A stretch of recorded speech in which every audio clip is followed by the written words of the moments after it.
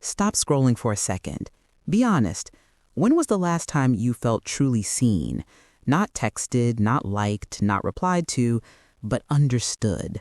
The kind of silence that doesn't feel empty, but safe. You see, we live in an age of constant connection, yet somehow we've never been more emotionally isolated. Surrounded by millions online, but quietly starving inside. That's not a coincidence. That's design. Before we go deeper, pause right here and hit subscribe to Psych Rhythm, because this channel isn't here to entertain your scrolling, it's here to wake something in you. Every video is a mirror, psychological, philosophical, and painfully real. And comment below. Tell me honestly, have you ever felt surrounded by people and yet completely alone? Your story might be the one that helps someone else feel less invisible.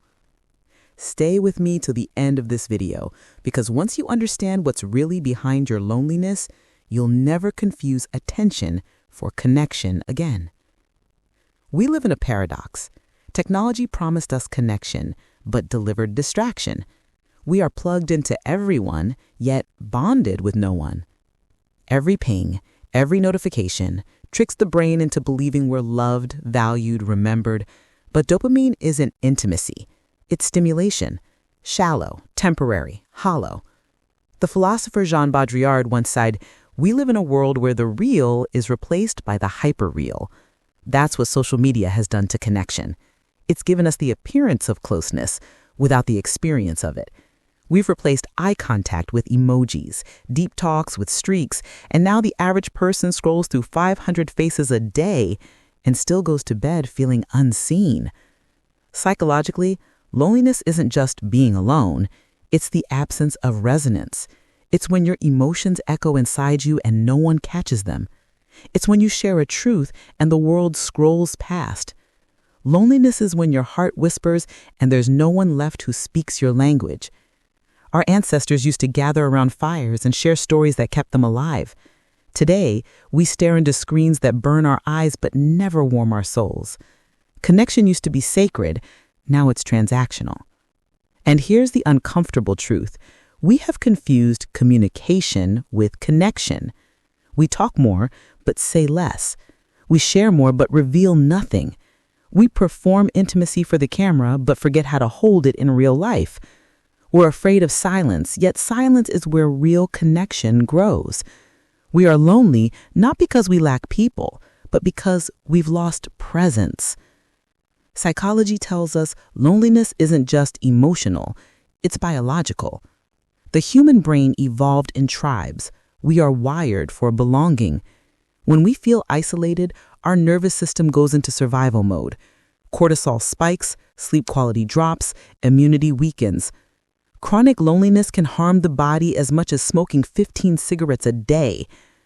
But here's where it gets darker. Social media doesn't cure loneliness, it amplifies it. Because every time you post, you subconsciously ask, do I matter? Every like is a digital nod that says yes, but only for a second. Then the silence hits again. The algorithm gives you validation on demand, but connection on loan.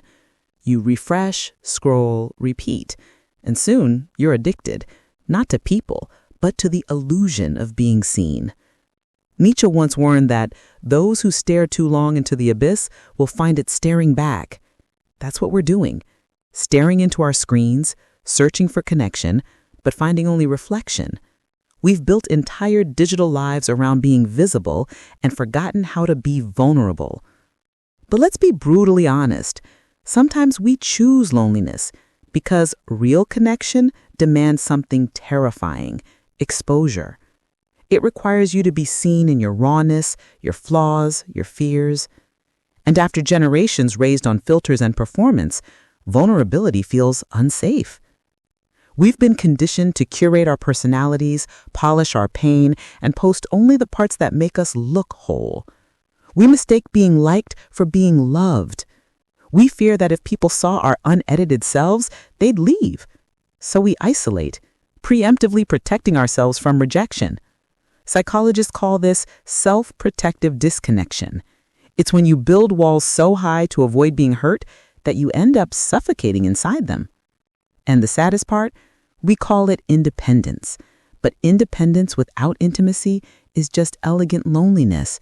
And our generation, for all its self-awareness, is quietly aching. The existentialists saw this coming. Soren Kierkegaard wrote that the greatest despair is to be unaware of having a self. That's what digital culture has done. It's made us forget how to be with ourselves.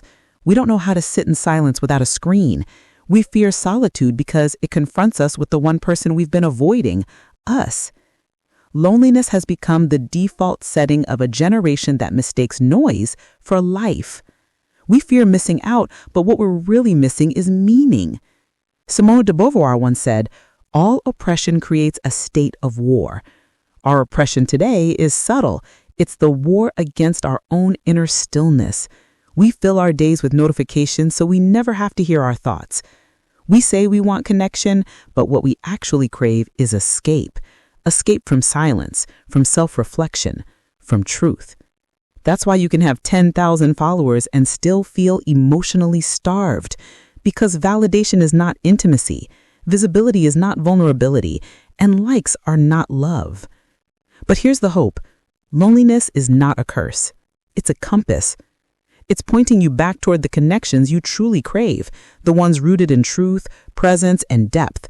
The antidote to loneliness isn't more people, it's more presence.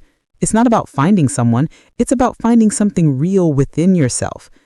True connection begins when you stop performing and start being. When you put the phone down and look someone in the eyes long enough for silence to speak. When you stop trying to be impressive and start being honest. You rebuild connection not by chasing attention, but by offering attention, deep, undivided, genuine attention. When you start listening to people without rehearsing your next reply, when you share something vulnerable without worrying how it sounds, when you let someone's pain sit beside your own without trying to fix it, that's what heals us. Not endless talking, but honest presence. Not more screens, but shared silence. And if this message hits somewhere deep, if you've ever felt disconnected from someone you once loved, you need to watch our previous video, The Hidden Psychology Behind Why We Fall Out of Love. That one explains how emotional numbness creeps into relationships, how love turns into performance, and how awareness can save it before it's too late. Watch it right after this video. The link is in the description. Trust me, it connects perfectly with what you're feeling right now. Here's the truth. No one wants to admit. We are not lonely because the world has forgotten us. We are lonely because we have forgotten to feel each other. We have replaced touch with typing, presence with performance, emotion with emojis. But we can change that by slowing down, by daring to show up unfiltered, by choosing to care when it's easier not to. Because when you love, really love, you bring the sacred back to the ordinary. So before you leave, do this one thing. If this video spoke to you, if it made you pause even for a moment, hit like, share, and subscribe. Not for algorithms, but for awareness. Your single click tells the platform this message matters and helps it reach someone else sitting alone, scrolling, pretending they're fine. And leave a comment. Tell me what part of this resonated with you most. Because every time you share your truth here, you remind someone that loneliness doesn't have to be silent anymore. You're not alone. You're just surrounded by noise. And now you know how to listen beyond it. At Psych Rhythm, we don't just talk psychology, we feel it. Thank you for watching. See you next time. Until then, take care.